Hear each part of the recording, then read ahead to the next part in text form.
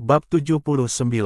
Perasaan Lin Ruoxue. Lin Hai langsung merasakan tatapan mata semua orang tertuju padanya. Awalnya dia ingin menolaknya secara langsung dan tidak mau membuat masalah. Tapi ketika dia melihat tatapan mata Lin Ruoxue, dia benar-benar tidak bisa menolaknya. Lin Hai mengangguk pelan. Baiklah, ikut aku. Lin Hai membawa Lin Ruoxue ke sebuah taman kecil. Tempat ini khusus dibangun oleh Lin Hai sebagai tempat bagi penduduk desa untuk menenangkan diri dan mengobrol. Banyak pohon dan bunga ditanam di sini, tanahnya dilapisi batu bata khusus yang dibakar, sehingga tidak akan becek meski hujan. Kamu mencari saya, apa yang kamu inginkan? Lin Ruoxue menghela nafas pelan. Tuan Lin, kamu pasti akan diberikan gelar atas kontribusi besar kali ini. Aku ingin tahu apakah Tuan Lin berniat untuk tinggal di ibu kota setelah diberikan gelar. Yah, aku belum memikirkan hal itu. Sekalipun aku sudah mendapatkan gelar, aku masih harus mengurus pekerjaan-pekerjaan ini dan membuat senjata yang cukup untuk kebutuhan pemerintah. Terlebih lagi, setelah mendapat gelar tersebut, tinggal di tempat tinggal sekecil ini juga merupakan pilihan yang baik. Bahkan hakim daerah dan prefek tidak akan bisa dengan mudah memprovokasi saya, jawab Lin Hai. Tuan, kamu salah. Kamu sangat jenius, tetapi jika kamu tinggal di desa kecil seperti ini, hanya akan mengubur bakat Anda. Hanya dengan pergi ke ibu kota kamu akan bisa menunjukkan semua kemampuan kamu. Seperti kata pepatah, orang baik harus mempunyai ambisi untuk melangkah jauh. Bagaimana dia bisa membuang-buang waktunya di tempat sekecil ini? Lin Ruoxue membujuk dengan getir. Mari kita bicarakan hal ini nanti. Mungkin saja suatu hari nanti aku tidak ingin tinggal di desa kecil ini lagi dan aku akan pergi ke ibu kota untuk melihat keadaan di sana. Lin Hai tidak berani berjanji padanya, intinya adalah perasaan Lin Ruoxue yang Lin Hai benar-benar tidak berani terima. Jika dia menerima perasaan Lin Ruoxue, Qiao Er sudah pasti akan terluka, bahkan mungkin saja akan menyakiti kedua wanita tersebut. Derajat apakah Tuan Lin akan pergi ke ibu kota atau tidak, aku akan menunggu kabarnya. Ini adalah kantong kain yang saya bikin sendiri. Ambillah sebagai kenangan dari aku. Lin Ruoxue mengeluarkan sebuah kantong kain yang sangat indah. Tanpa peduli apakah Lin Hai mau menerimanya atau tidak, dia langsung menyerahkan kantong itu ke tangannya. Tanpa menunggu respon Lin Hai, dia langsung lari. Lin Hai menghela nafas tanpa daya, perilaku Lin Ruoxue terlalu kentara. Ketika seorang wanita memberikan sesuatu kepada seorang pria, orang paling bodoh pun bisa mengetahui maksudnya. Lin Hai tidak punya pilihan selain menyimpan pemberiannya itu. Dia mengikuti Lin Ruoxue dari belakang, tatapan mata semua orang menjadi tidak biasanya. Mereka memandang Lin Hai dengan sangat penasaran, bahkan Lin Tiangui juga memandang Lin Hai dengan penuh kecurigaan. Lin Hai berkata dengan wajah kaku, "Yang mulia, jangan khawatir ketika Anda kembali. Aku jamin semua anak panah sudah akan tersedia." Lin Tiangui mengangguk dan berkata, "Baiklah, aku akan ke ibu kota dulu. Kalau semuanya sudah siap, mungkin pejabat dari Kementerian Perindustrian akan datang untuk mengambilnya. Jika saatnya tiba, kamu hanya perlu menyerahkan semuanya kepada pejabat itu. Kamu harus ingat untuk datang ke ibu kota, dan aku akan merekomendasikan kamu." Yang mulia, mohon jangan rekomendasikan saya untuk menjadi seorang pejabat. Aku benar-benar tidak ingin menjadi seorang pejabat.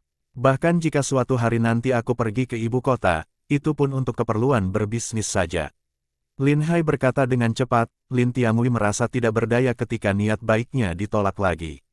"Aku mengerti. Kamu harus menjaga dirimu baik-baik." Lin Hai terus memandang kereta kuda Lin Tiangui yang meninggalkan desa. Lin Hai merasakan sangat lega di hatinya, meskipun Lin Ruoxue tidak banyak berbicara dengannya, namun perkataan dan tindakannya membuat Lin Hai merasa sangat nyaman, apalagi jika berbicara soal puisi dan lagu. Mereka berdua memiliki pemikiran yang sama, ditambah pengakuan dari Lin Ruoxue. Melihat Lin Ruoxue berjalan semakin jauh, dia merasa sedikit tertekan. "Lin Hai, apa yang Nona Lin katakan kepadamu? Apakah dia menyukaimu dan ingin menikahimu sebagai suaminya?" Wang Dayong bertanya sambil tersenyum. "Saya pikir itu pasti benar. Setiap kali Nona Lin datang, dia selalu menatap kamu dengan cara yang aneh. Matanya tidak pernah lepas dari wajah kamu. Aku sudah pernah merasakan hal seperti ini sebelumnya. Aku pasti tidak salah." Liu Ergo segera berkata, "Jika kamu bisa menjadi menantu seorang raja, kamu akan langsung menjadi terkenal. Kamu tidak boleh melewatkan kesempatan bagus ini." "Omong kosong apa yang kalian bicarakan? Saya sudah menikah dan Qiao Er akan selalu menjadi istriku. Aku tidak akan pernah melakukan apapun yang akan mengecewakan Kiaoer. Lin Hai berkata dengan serius. Itu benar, Kiaoer sudah menjadi istri sahmu. Jika kamu menyuruh Nona Lin untuk menjadi selirmu, dia pasti tidak akan bersedia. Jika kamu berani meminta Nona Lin menjadi selir kamu, dan meskipun Nona Lin bersedia, aku khawatir sang raja akan mematahkan kaki kamu. Jika aku menjadi menantu raja, aku harus menjadikan Kiao Cher sebagai selirku. Wang Dayong membantu memberikan solusi dengan serius. Bukankah ini hal yang sangat normal? Dia adalah seorang putri raja, jadi tentu saja dia harus menjadi istri utama setelah menikah. Kiaoer hanyalah seorang gadis desa, tidak mungkin dia bisa bersaing dengan Nona Lin untuk posisi istri utama. Liu Ergo berkata dengan serius, jangan bicara omong kosong lagi. Jika hal ini terdengar oleh Ki Jaoer, aku tidak tahu akan betapa sedihnya dia. Derajat, Lin Hai berkata dengan ekspresi yang sangat serius. Hehe, sekarang semuanya menjadi seperti ini, kamu tidak bisa menyembunyikannya bahkan jika kamu mau. Kita semua tahu apa yang dipikirkan Nona Lin, sebaiknya kamu sudah harus bersiap-siap. Bersiaplah, keluarlah untuk berpatroli. Berita bahwa kita bisa membuat panah penembus baju besi akan segera menyebar, mungkin mata-mata dari negara musuh akan menyelinap masuk dan melakukan sabotase. Kita harus memperkuat pertahanan kita dan tidak boleh bersantai sedikit pun. Lin Hai berkata dengan serius. Menurutku seharusnya akan aman-aman saja. Orang-orang yang bekerja di sini semuanya adalah warga desa kita sendiri. Sama sekali tidak mungkin ada mata-mata dari negara musuh bisa menyelinap masuk, kata si Tol, kamu terlalu percaya diri. Semua pekerja ini adalah orang miskin. Jika mata-mata dari negara musuh memakai uang untuk menyuap mereka, maka orang-orang ini akan memberitahu mereka cara menempa besi yang bagus, bukankah itu berarti rahasia kita telah bocor? Lin Hai berkata dengan dingin, ya, kenapa aku tidak memikirkan hal ini? Kita benar-benar harus mengawasi para pekerja ini. Wang Dayong berkata cepat, kalau begitu, aku khawatir kita bisa mengawasi semua orang. Liu Ergo mengerutkan keningnya, dia merasa ini adalah masalah yang sangat sulit. Kalian harus menggunakan otak. Apa hal terpenting saat kita membuat anak panah besi? Urus saja proses yang paling penting, orang-orang itu perlu diawasi secara ketat. Selama prosedur kita tidak bocor, sekalipun mata-mata mengetahui hal ini, mereka tetap tidak bisa akan melakukannya. Lin Hai memberi mereka instruksi. Lin Hai tahu bahwa hal-hal yang harus dijaga kerahasiaannya, mulai dari pemolesan, penempaan dan pengecoran, hingga cetakan, dan hingga detail proses pemanasan yang paling penting, langkah-langkah ini harus diselesaikan oleh orang-orang yang bisa diandalkan. Bab 80. Menjual besi, Lin Hai menganalisis situasi untuk mereka, dan kemudian mereka langsung menyadari apa yang harus dilakukan. Jika seperti yang kamu katakan, maka kami akan melakukannya. Kata si Tol, kalian harus segera membuat peraturan. Orang-orang itu tidak hanya harus tinggal terpisah, tetapi juga tinggal di halaman terpisah. Usahakan mereka untuk tidak melakukan kontak dengan orang lain. Jika pulang, mereka harus ditemani oleh penjaga. Jika mereka mau menerima pengawasan kita, maka mereka bisa terus bekerja. Jika mereka tidak mau menerimanya, maka pindahkan mereka untuk bekerja di tempat lain. Saya mengerti. Saya akan segera melaksanakannya. Wang Dayong juga mengetahui keseriusan masalah ini. Jika metode pembuatan besi halus ini dibocorkan, pasukan musuh juga akan memiliki panah penembus baju besi yang begitu kuat. Hal ini pasti akan menimbulkan kerugian besar bagi pasukan Daxia. Lin Hai berencana untuk membangun tembok. Ia berencana seluruh area peleburan besi dikelilingi dengan tembok. Tidak ada orang luar yang boleh diizinkan masuk. Awalnya biayanya besar, tapi sekarang mereka sudah bisa menghasilkan besi olahan. Besi berkualitas tinggi ini harganya sangat mahal dan bisa dijual sebagian. Uang hasil penjualan itu akan cukup untuk membangun tembok yang kokoh. Tentu saja Lin Hai tidak bisa mengirim orang untuk menjualnya sendiri, karena garam dan besi adalah monopoli istana kekaisaran, harus dijual melalui pemerintah untuk mendapatkan uang. Sebaliknya, jika suatu saat dia dilaporkan oleh seseorang, dia tidak akan bisa lepas dari konsekuensi kejahatan serius tersebut. Lin Hai memuat batangan besi itu ke kereta kuda dan membawa ke kantor pemerintah daerah. Dia menulis surat kepada Zhang Xuelong, memintanya untuk menjual batangan besi itu secepat mungkin. Jika tidak maka akan mempengaruhi perkembangan peleburan besi, dan rekening tersebut harus disimpan dengan baik. Jika pengadilan mengirim seseorang untuk mengaudit, tentu saja Zhang Xuelong tahu bahwa ini bukanlah masalah sepele. Jika dia bisa melakukannya dengan baik, dia akan mendapatkan prestasi. tetapi jika dia melakukannya dengan tidak benar, dia akan dinyatakan bersalah atas kejahatan berat. Dia tidak berani serakah untuk uang ini. Dia segera memerintahkan bawahannya untuk mencari pengusaha yang kuat. Batangan besi yang dikirimkan telah menumpuk seperti sebuah gunung kecil di kantor pemerintah daerah. Besi bagus, besi yang sangat bagus. Menurut aku, kualitas besi ini jauh lebih bagus dari besi yang digunakan untuk membuat pedang di toko pandai besi. Aku benar-benar tidak tahu bagaimana cara mereka membuatnya. Zhang Xuelong terlihat penuh dengan emosi, mampu menghasilkan besi yang bagus untuk pemerintah. Dia khawatir Lin Hai akan segera mendapat imbalannya, mungkin jabatan yang diberikan akan lebih tinggi dari jabatannya saat ini. Zhang Xuelong sangat iri, tapi dia sangat jelas tentang kemampuan dia sendiri. Tak lama kemudian beberapa pengusaha kaya tiba di lokasi. Setelah melihat Zhang Xuelong, mereka memberi hormat kepadanya. Ada keperluan apa hakim daerah memanggil kita ke sini? Seorang pengusaha bertanya, kalian adalah pedagang, dan kalian semua menjual besi. Bagaimana besi ini menurut kalian? Setelah mendengar hal itu, para pengusaha itu berjalan ke depan dan terlihat sangat terkejut saat melihat tumpukan besi itu. Ini semua besi berkualitas tinggi. Dari mana hakim daerah mendapatkannya? Bukan urusanmu dari mana aku mendapatkannya. Katakan saja padaku apakah kalian bersedia membelinya dan berapa harga yang bisa kalian tawarkan. Zhang Xuelong berkata dengan tenang. Tentu saja kami menginginkan besi yang bagus seperti ini. Kami ingin sebanyak mungkin, tapi ada satu hal yang harus kami tanyakan sebelumnya. Tanyakan saja, aku akan menjawab sebisa mungkin. Kami telah menjalankan bisnis selama bertahun-tahun dan memiliki spesialisasi dalam penjualan besi rafinasi. Namun, besi jenis ini kualitasnya lebih baik dibandingkan dengan besi rafinasi yang pernah kami lihat sebelumnya. Besi bagus seperti ini harusnya dikuasai oleh istana kekaisaran dan dalam keadaan normal tidak boleh jatuh ke tangan rakyat. Kalau besi-besi ini dari sumber ilegal, kami tidak akan berani membelinya. Jika diselidiki oleh petinggi, ini akan menjadi kejahatan besar. Zhang Xuelong sangat marah setelah mendengar hal ini. Dia sama sekali tidak percaya dengan apa yang mereka katakan. Anda para pengusaha takut dipenggal, jadi mengapa seorang hakim daerah tidak takut?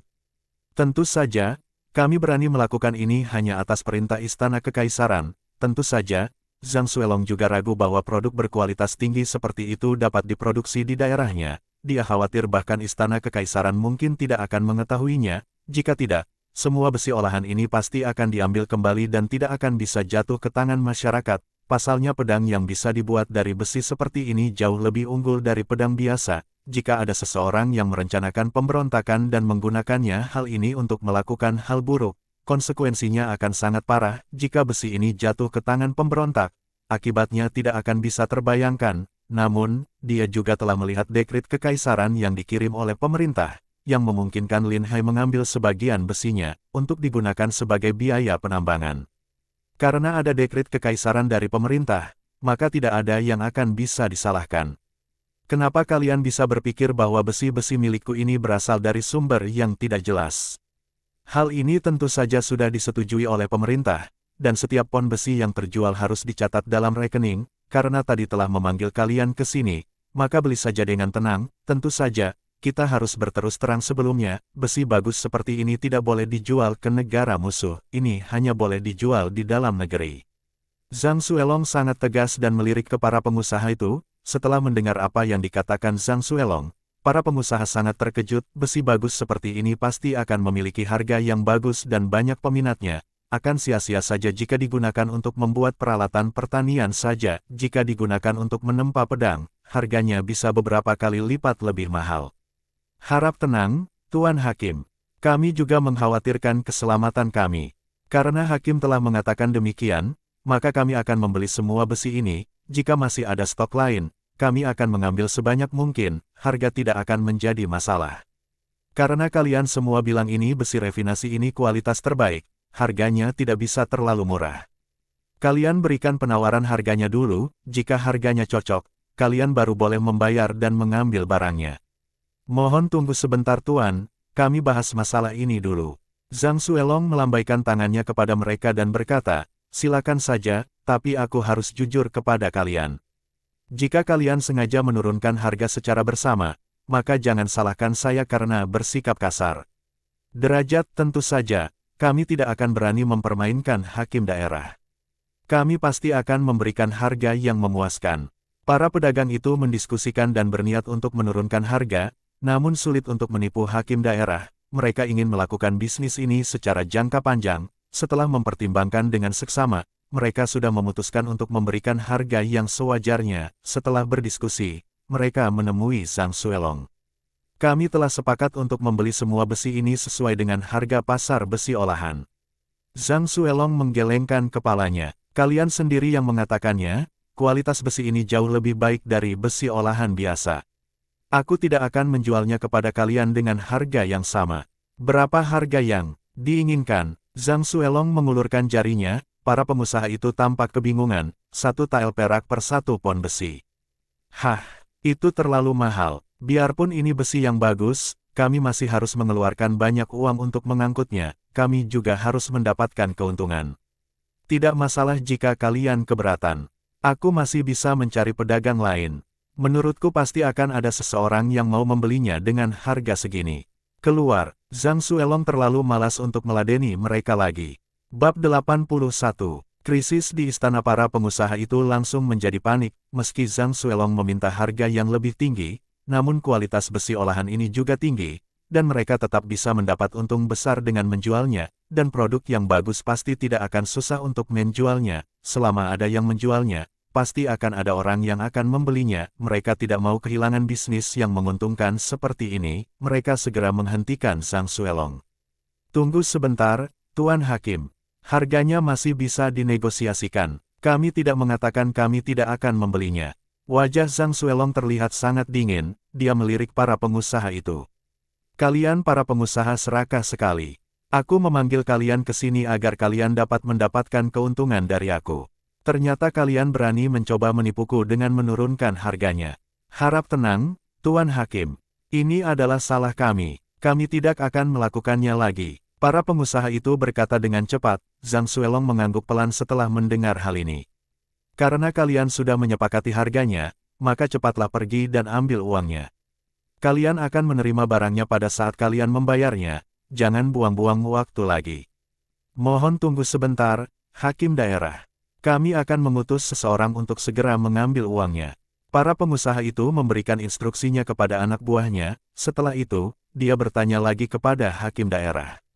Tuanku Hakim Daerah, aku ingin tahu apakah masih ada besi olahan berkualitas tinggi yang akan dijual lagi. Harga yang kita negosiasikan ini sudah cukup tinggi. Bisakah Anda menjual semua besi Anda kepada kami di masa depan? Aku tidak bisa membuat keputusan untuk masalah ini. Aku tidak bisa menjamin apakah masih akan ada lagi di kemudian hari. Tidak mungkin. Bukankah ini hanya memerlukan sepatah kata dari hakim daerah saja? Zhang Xuelong meliriknya dan berkata, ini adalah biji besi dari istana kekaisaran. Dan hanya bisa dijual jika atasan mengizinkannya, aku hanya seorang pesuruh saja. Baiklah kalau begitu, apapun yang terjadi, kamu juga akan mendapat bagian dari keuntungan kami. Jika masih ada besi refinasi semacam ini di kemudian hari, kamu tidak boleh melupakan kami. Derajat kemarahan Zhang Xuelong akhirnya mereda, karena harga jual sudah disepakati. Para pengusaha ini juga tahu aturannya, mereka bersedia memberikan sebagian keuntungannya untuk hakim daerah. Tentu saja dia tidak akan menolak, namun, ada beberapa hal yang masih perlu ditegaskan kepada para pengusaha itu. Jangan berharap aku akan menurunkan harga untuk kalian. Kalian harus mengikuti kesepakatan yang sudah kita tentukan. Tentu saja, jangan khawatir, Tuan. Kami tidak akan pernah mempersulit kamu. Zhang Xuelong mengangguk pelan. Kurang lebih seperti itu. Aku berjanji akan menjual besi bagus kepada kajian lagi jika masih ada persediaannya. Para pengusaha itu sangat senang dan berkata, terima kasih, Tuan Hakim.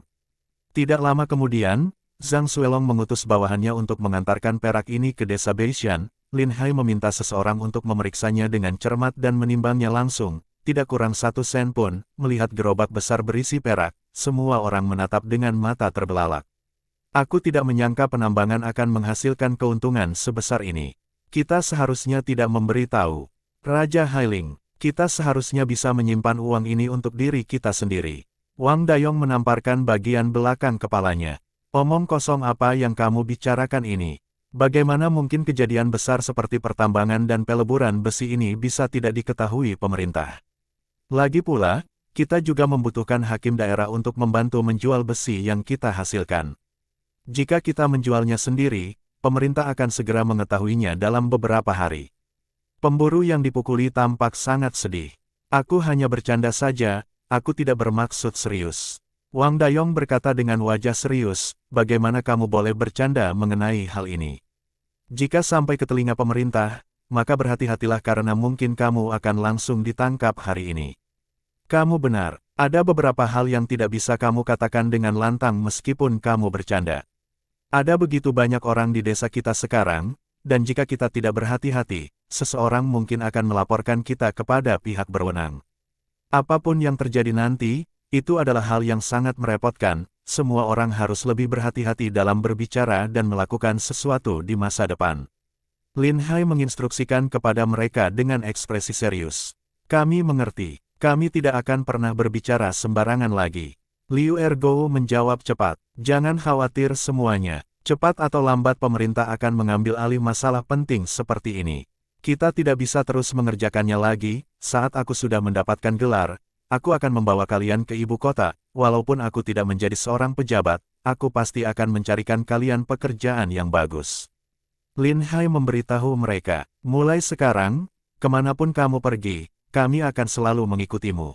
Semua orang berkata dengan gembira. Setelah Lin Hai menerima uang itu, Lin Hai memerintahkan warga desa untuk terus memperbaiki jalan dan membangun tembok tinggi di sekeliling lokasi pabrik peleburan besi.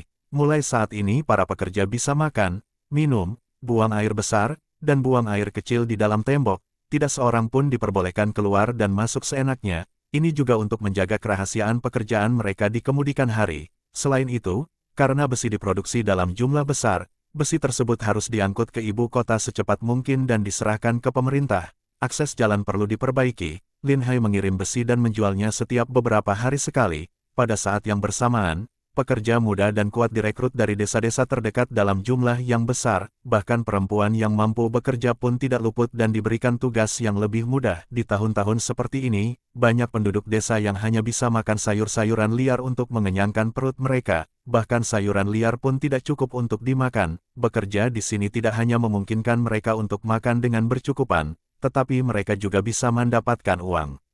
Hal ini jauh lebih menguntungkan daripada bertani, namun, meski Lin Hai perlu mempekerjakan banyak pekerja, namun saat musim bertani tiba, ia tetap memberi mereka libur agar bisa istirahat secara bergantian. Masalah pertanian tidak boleh ditinggalkan. Di saat pabrik besi semakin berkembang, pekerjaan konstruksi tanur sembur kedua dan palu kincir kedua dimulai. Setelah lebih dari setengah bulan, Lin Tiangui akhirnya tiba di ibu kota. Kaisar baru berusia 5 tahun sekarang. Meski telah naik tahta, namun pemerintahan masih dikendalikan oleh permaisuri. Justru karena permaisuri masih terlalu muda dan kaisar masih sangat muda, hal inilah yang menyebabkan perpecahan dan runtuhnya pemerintahan Daxia. Banyak menteri yang memegang kekuasaan besar mencoba memanfaatkan kesempatan ini untuk mengendalikan pemerintahan. Mereka menjadikan permaisuri dan kaisar sebagai boneka. Sudah sangat sulit bagi permaisuri untuk memerintah negara. Dari belakang layar, banyak kekuatan yang tidak lagi bisa dikendalikan olehnya. Untungnya, masih ada beberapa menteri setia yang setia kepada istana dan kaisar. Orang ini tidak takut akan kekuasaan dan dengan sepenuh hati melayani kaisar. Hal ini membuat para pejabat yang berkuasa itu takut dan mereka tidak berani menindas permaisuri sesuka hati mereka. Namun, para pejabat yang berkuasa ini tidak hanya tidak membantu menangani urusan pemerintahan, tetapi malah berpikir untuk menghasilkan uang dan memperluas kekuasaan mereka sendiri. Hal ini juga menyebabkan perbendaharaan negara menjadi kosong, dan masyarakat Daxia hidup dalam kesengsaraan, dan karena situasi inilah Lin Tiangui dikucilkan oleh para pejabat yang berkuasa ini. Demi stabilitas Daxia, dia harus menyerahkan kekuatan militernya dan tinggal dalam pengasingan. Pertemuannya dengan Lin Hai lah yang memberi harapan pada Lin Tiangui. Selama bisa memperoleh kembali kendali atas kekuatan militernya, dia akan segera mengalahkan negara musuh yang mengincar mereka dalam waktu yang sangat singkat. Hal ini akan menghilangkan ketergantungan istana kepada pejabat yang berkuasa. Tanpa ancaman dari negara musuh dan etnis minoritas di perbatasan, dia bisa perlahan-lahan menangani menteri-menteri yang berkuasa ini. Dan mengembalikan kekuasaan ke tangan permaisuri dan kaisar kecil. Bersambung